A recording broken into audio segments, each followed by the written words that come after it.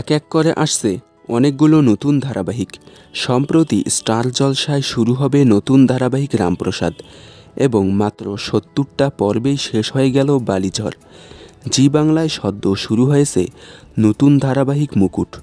এছাড়াও আসছে আরও একটি নতুন ধারাবাহিক ফুলকি।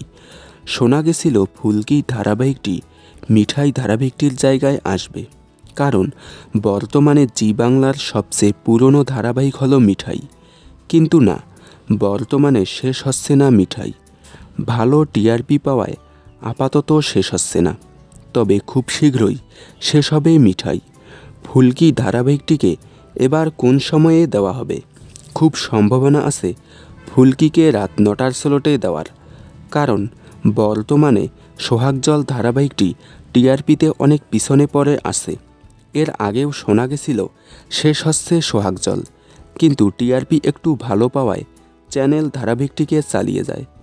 তবে এবার ধারাবাহিকটিকে নতুন সময়ে দেওয়া হবে এবং তার জায়গায় আসবে নতুন ধারাবাহিক ফুলকি।